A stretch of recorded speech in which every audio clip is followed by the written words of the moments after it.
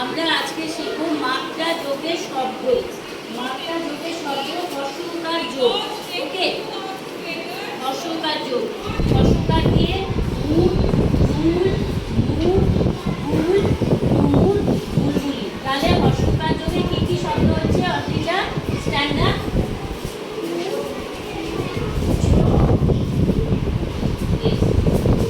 আচ্ছা, উকার যোগে যে মাত্রা যোগে শব্দ উকারের ওপর আমরা একটা গল্প বলবো, ঠিক আছে?